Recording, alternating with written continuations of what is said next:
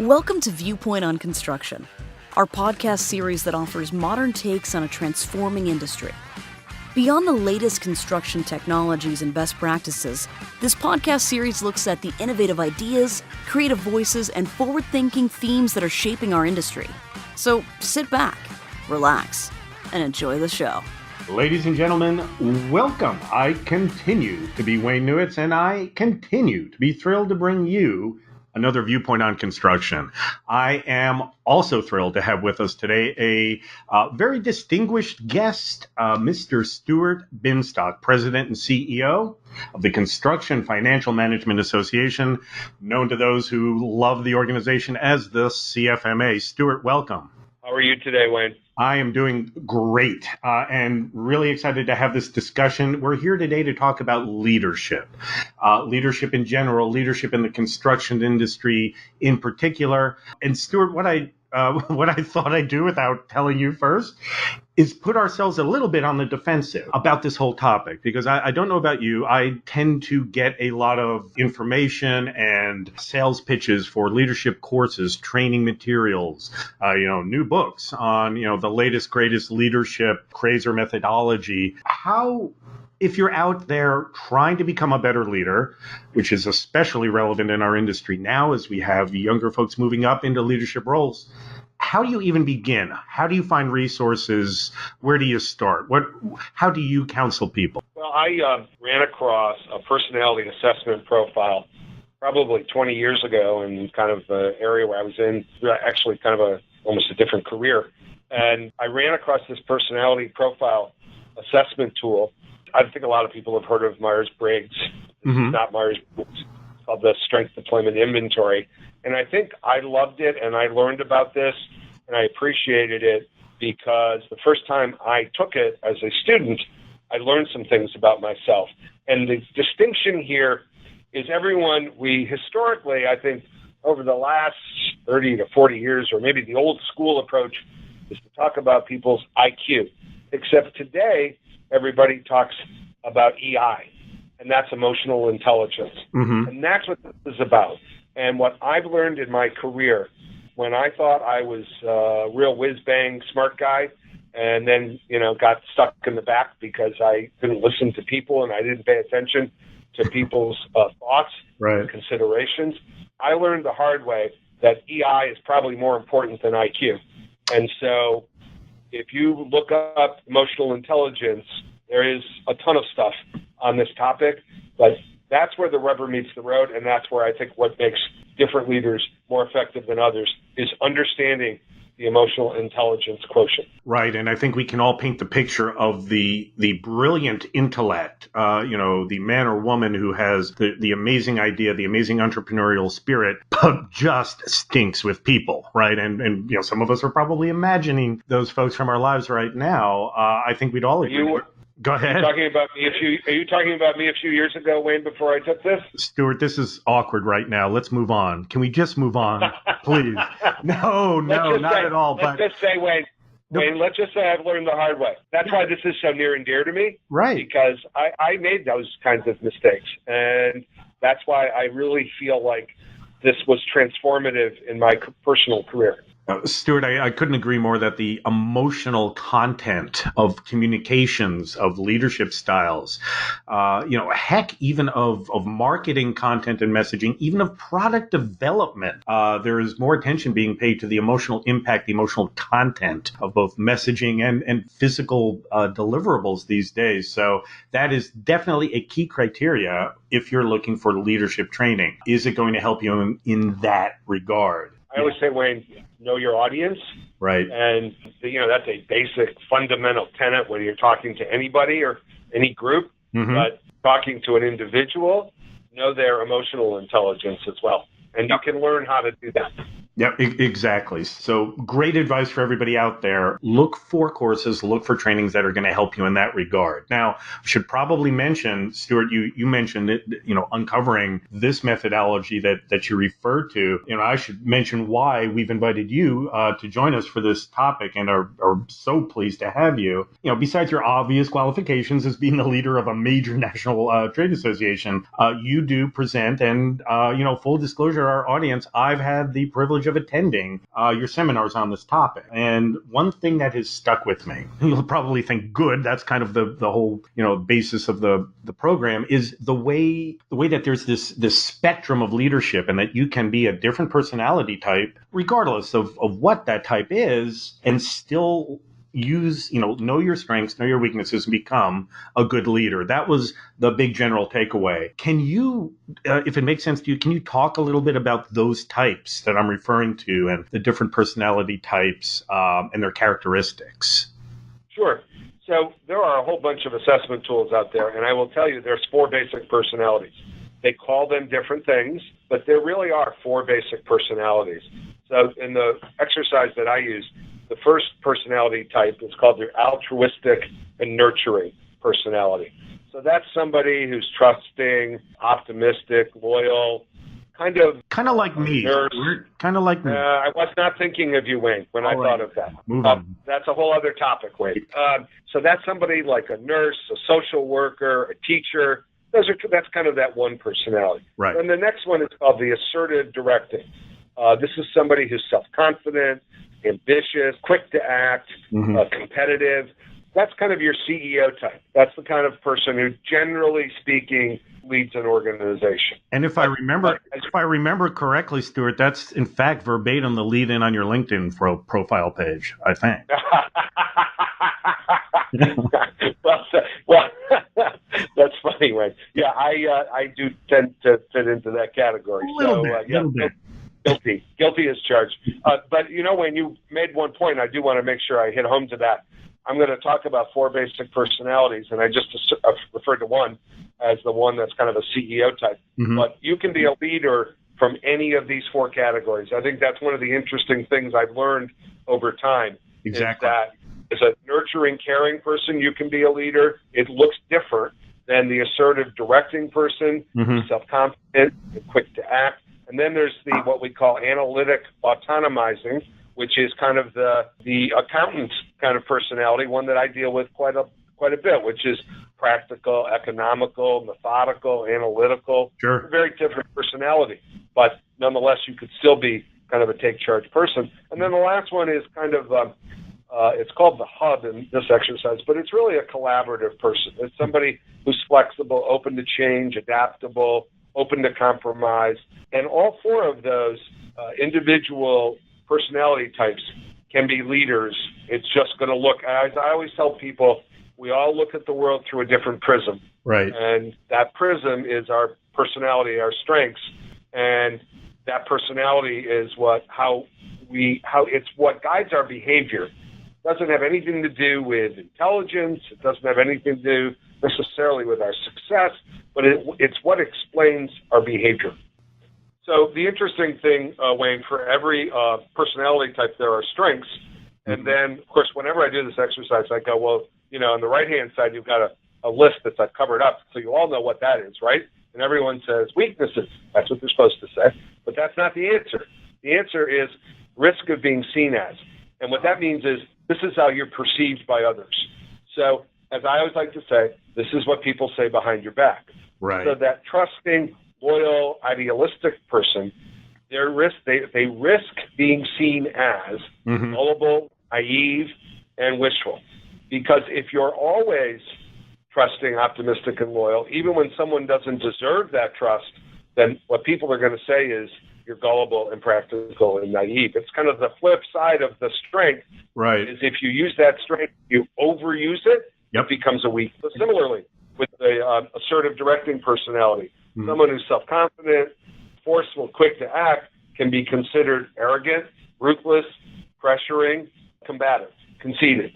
So, and Reds get called that all the time. That's what the personality profile is called in the assessment tool. So similarly, the analytic automizing category. So their strengths are cautious, practical, methodical, analytical. But the problem is what people say behind their backs is you're stingy, cold, and rigid. Other than that, you're a great person. So, and then the last one. Hold on, a standing apology for all accountants out there listening. We do apologize. There you go. Wonderful people. Interestingly enough, I've done this, And I've done this exercise with hundreds of our members, hundreds, and they don't all fit into the green category, which is interesting. Right. I think what that means is they've learned some leadership styles along the way, so that what may have been their kind of basic personality, they've grown and they've matured and they've learned there's another way to look at things. The final category, what I call the hub, is these are the adapters, the flexible, open to change, adaptable. Well, the problem with those folks is what people say behind their back is they're inconsistent, wishy-washy, and nosy and aimless. Right. And the reason that is because they're so interested in process, they don't really care what the final decision is. So once again, and this word is really important, they're perceived as being these things. That doesn't necessarily mean they are. They're perceived. And one of the reasons I love this exercise so much, and I said this at the outset, is you look at the assertive directing personality, I always saw myself as the self-confident, the ambitious, the quick to act, and the competitive. I never saw myself as arrogant, dictatorial, combative, conceited, but I knew there was something about my personality that people didn't like. And when I saw this exercise, it was like I got hit over the head. You could have asked me. You could have asked me at any point, sir. No, but I hear you. Wayne, get in line. There's a whole bunch of people for the last 30 years who could have gotten in line on that one. And yeah, it's not part of this program to go back and apologize to all of them, is it? Okay. No, it's not. This is not a 7-step program or something. No, I mean, it was very eye-opening to me as well. And in two dimensions, right? First, in understanding myself better, most especially not, my perceived strengths. Hey, they're great. I wake up every morning thinking good thoughts about me. But the eye-opening part was, other people may be thinking these things about me, and I need to watch for that. I need to mitigate that or be aware of it. That's usually enough. It's an awareness. Exactly. Awareness. And the other part of it, though, was, again, to realize, okay, this is a great exercise, but it's not just about me. It's about understanding the other prisms, as you've mentioned, that other people are experiencing and how they're seeing the world differently. Then when you know that, you know how to better approach them. So I find this exercise is most useful when I do it in a company with people who work together. Right. And I do this in a fun, kind of lighthearted way, but there's some serious messages, and there are some things that people learn about each other that help them work together better. And I'm curious, having gone through this once, and it's been a little while. Do you kind of over time, as you've implemented this methodology, do you notice that some people who tend to get grouped in one area, let's say, I don't know, the analytics, or maybe they're grouped in red, but they always thought they were more nurturing and belonged in the, we're assigning colors here, right? But more towards the bluer nurturing side of life. I mean, is there one group in particular that tends to be, what? I'm not that. I'll flip your question to the reverse. There's one group that always goes, oh, yeah, that's me. And that's the assertive directing personality. Of course. Right. They're the ones who say, not only is that me, but that critical stuff that you just talked about? Yeah. So what? I'm fine with that. It's a bit of a catch-22 for you assertive folks then, huh? You got to get over that. It is.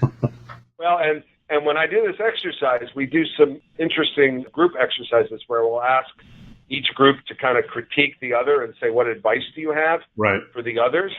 And for the assertive directing group, the most important thing they have to understand, and I've had to understand this myself, is that if you think you know the answers to everything, which is what people think the assertive directors think, then people are not going to work as hard for you as they will for somebody else. So you need to let go of that, and you need to take a step back and give people some space, some opportunity to be heard, or they will not be effective employees. And they won't be effective employees. It's your fault. A challenge for an assertive person to do, I would imagine. Big challenge. Yeah. Big challenge. So up to this point, there's already great value in understanding, your personality type, your exposure to how you are perceived negatively as being that type of person. But how do you then take this information, Stuart? What's kind of the next step? Or actually, let me back up a little bit. How do you determine what someone is? I think we were all thinking about people in our lives right now, bosses, spouses, whomever, right? And where they fall. But how, I assume there, and I know that there's more rigor to it. Can you explain a little bit how you get defined? Yeah, well, great. It's a great question, Wayne. So the assessment tool I use has 10 questions that ask you, things are going well, and I want you to answer these questions. When things are going well, how do you feel about yourself? Mm-hmm. And then you have 3 choices. You get 10 points for each choice, mm-hmm. each question, and you can disperse the points across how you handle the situation based on the circumstances. Mm-hmm. The second set of questions are, how do you deal with a situation like this when you're in conflict? Right. So the first, how do you handle things when things are going well, and how do you handle things when things are going poorly? So you get to kind of disperse your sense of how you handle this on a point basis. Mm-hmm. The interesting thing, someone's going to say to you, okay, you just asked me 10 questions and you nailed my personality? That's right. Impossible. I know. I know. I still to this day am amazed at the magic, but darned if everybody in my group wasn't pinpointed exactly. But go ahead. Right. So you have, for each question, you have 3 choices. And so, as I was saying, and you get 10 points. So I'll give you an example of one question. People who know me best see me as a person who can be counted on.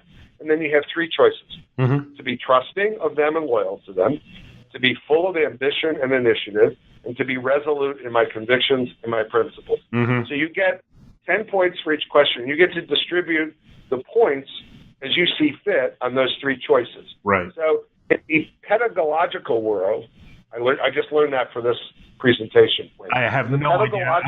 You've lost me now. I have no idea. There you go. Yeah. You have, if you have 10 questions, but you have 3 choices in each, you're actually asking somebody 30 questions, which is something that I didn't really ever understand. And so therefore, you can go, oh, okay, so if I ask somebody 30 questions, maybe I could get a sense of the personality. Because when you first look at it and you see there's 10 questions, you're just like, how could somebody possibly figure out my personality in 10 questions? Right. So that's kind of the framework of the whole process, that you get asked 30 questions about how are you feeling about things when things are going well, and then you have 30 choices, I should say, about when things are not going well, right. How would you handle the situation? Well, either you are a master hypnotist, sir, or this methodology nailed it from my personal experience. I recall, because everyone. I thought you were going to say just put everybody to sleep. Well, I don't know. It's a podcast. For all I know, that we've done that. In that case, wake up, folks! It's about to get exciting. No, so either you're a mass hypnotist, or this methodology was so dead on, because everyone, I don't know, in the group, we probably had 30 people, Stuart, right? When you lined us all up, we all looked at each other and went, yep, that's about right. Both ourselves and other people, right? Let's be clear about one thing, Wayne. I had nothing to do with the assessment tool. It was a bunch of people much smarter than me, and it's been around for about 25 years. But yes, I think that's why I use this tool, because I think it's very effective.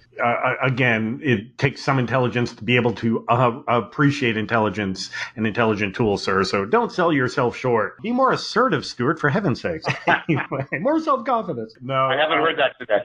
Right. So now let's kind of take us to the connect the final dot here for us. You have this new understanding, awareness of oneself and one's personality traits, perceived faults and weaknesses. How do you take all of that and help them become a better leader? What's the next step? What do you do with this information? Essentially, after you've kind of gone through this process and you understand yourself, you can see personality traits not only in yourself, but in others. So I think the most important part of this exercise is, for instance, how to deal with difficult people. Right. And not surprising, the assertive directing are perceived as being the most difficult of the 4 categories of people. Mm-hmm. And so if you're an altruistic, nurturing personality, your basic approach to life is not to be confrontive. It's not to be to say, listen, I think this is the way we should be doing things. It's not to be forceful. All those things that an assertive directing person is. I always tell people you have to kind of flex your personality to the personality that you're dealing with. Mm-hmm. And that's a really, and it's not that difficult to do. I'm not asking you to be a fake person. I'm just saying under the circumstances when you're dealing with someone who you very clearly see is a different personality type than you are, kind of assess what they're like and try and address them in the way they are interested in being addressed. Right. So this assertive directing personality, this person wants concise, direct facts. They want answers, and they don't want you to waffle. They don't want to care about the emotions of it, Mm-hmm. not who they are. Mm-hmm. Sometimes they don't care about the data that's related to it. They want to make a decision. They want to make it quickly. They want to make it with the most facts that they have available to them, Mm-hmm. but be decisive. Right. That's important to that kind of personality. So you need to present your case to them in a decisive fashion. Yeah, go ahead. I'll give you my favorite example, how I had an epiphany about this when I was doing this exercise once. I was at the World Bank, and I was with a group of people who worked together. And the boss of this group was the assertive directing type. Mm-hmm. And there was a person in the exercise who was an altruistic nurturing type. And the person started crying during the exercise. It was the one and only time The altruistic type, I assume. Correct. The altruistic type started crying. And everyone was like, oh my God, what happened? Are you okay? And I kind of figured it out right away. What had happened was the altruistic nurturing personality looked at where the assertive directing boss was Mm-hmm. and said, I think I know now why my boss doesn't respect me. Oh. Kind of an epiphany on this person's part to realize that they weren't speaking the same language as their boss. I love that you just said language, because as you were talking and you mentioned, don't be a fake person. And I'm thinking, yeah, but you kind of do have to be fake. No, that's not what it is. What you have to do is just speak the language of the person you're addressing. It's common sense, right? If you meet someone The reality is that we have, all of us, have a little bit at least of all these four personalities. Sure. But when you do this exercise, you just find out what's kind of the dominant piece of you. Mm-hmm. So even an altruistic nurturing person probably has some assertive directing in them, Mm-hmm. particularly with their spouse, by the way, I might add. That's a whole other category. Careful what you say, sir. There you go. And so it's not that you don't have it. It's not that you're being fake. Right. It's that you're kind of focusing on that part of your personality that jives most with the person you're talking to. Yeah, no, that makes complete sense to me, and it is a wonderful takeaway from this discussion. Like many of folks out there, we have been through different types of personality testing, and yes, Stuart, I know you're about to say I've been through all sorts of psychological evaluations in my career, but we've all been through some degree of training in leadership and management if we're in those roles theoretically. So, what is the difference in value in your mind? The primary difference in value in the methodology that you've subscribed to and advocate for here? The major difference, I kind of alluded to it, is most assessment tools talk about your personality, and they don't distinguish between when things are going well and when you're in conflict. Mm-hmm. And I find that to be a really fascinating exercise, because what I do in this exercise is we first talk about what's your personality like when things are going well. Mm-hmm. And then we go through a series of questions, and then we say, okay, now let's look at what's your personality like when you're in conflict. Some people are absolutely identical. Some people, oh my God, they're like Jekyll and Hyde. They're like a totally different person.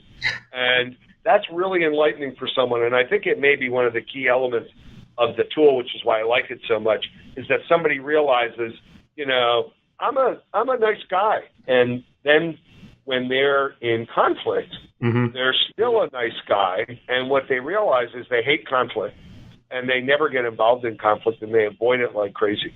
Right. Then you have the other person who's kind of this adaptable, open to compromise, looks for solutions, and then they get in conflict, and they go, I've had enough. Yep. It's my way or the highway, okay? I was nice. I wanted to look for a compromise. Now that we're in conflict, we're doing it my way. And I think that's a very enlightening piece that people relate to. And I certainly did, because you've just described exactly where I was. I was, pure blue. And boy, when times get rough, though, boy, did I become a red person.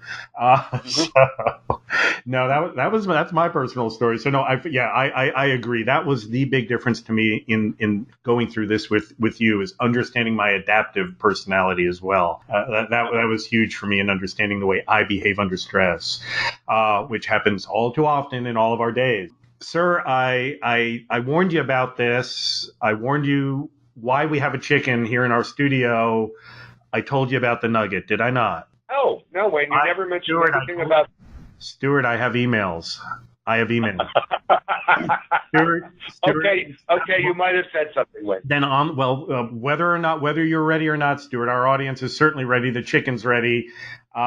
He's a diva. He's got to get back to his dressing room. We're gonna have him do his bit, and then you're gonna give us your nugget for today's podcast. All right. So, folks, once again, it's nugget time. So I always ask people when we go in this exercise. So we were just talking about you and your personality. What's your company's personality? Oh, which is a really interesting question to ask people. Mm-hmm. And people they'll mention one of the different types. They'll say, "Oh, we're an assertive directing. Our boss is this way. Mm-hmm. We're analytical. We focus on the numbers." And unfortunately, I'm not a nice person, so it's a trick question. Because my answer to that question is you need all four personality types to have a successful company. You need an altruistic, nurturing someone who cares, shows customers they care. Mm-hmm. You need an assertive, directing person to make sure the trains are running on time, you're getting things done. Mm-hmm. You need an analytic, automizing person to make sure your estimates are correct and your finances are correct.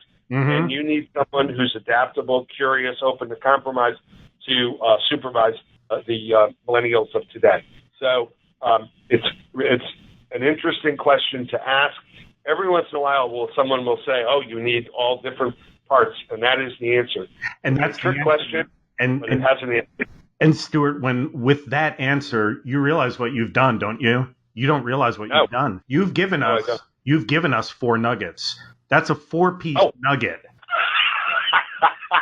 You've given us a Happy Meal, Stuart. Has that ever happened before, Wade? No, this is a first on the podcast. I don't know how to act.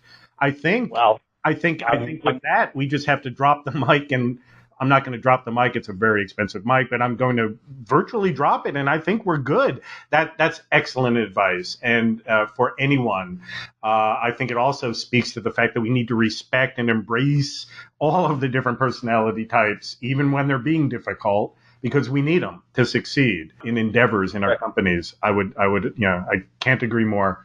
Stuart, as always, thank you so much. It's been a pleasure. Thank you for joining us today, sir. Well, Wayne, I knew it would be fun, and it has been. So, wow. We'll make up some other topic and do this again sometime. We will have to do that. Ladies and gentlemen, look forward to that, and I look forward to talking to you again on A Viewpoint on Construction. Take care. Thanks for joining us today, and we hope you enjoyed the show. Check back for new podcasts at viewpoint.com or on the same channel. Craving more thought leadership pieces? Check out our Viewpoint Surveyor blog at blog.viewpoint.com, which is updated several times per week with the latest news, industry best practices, and much more.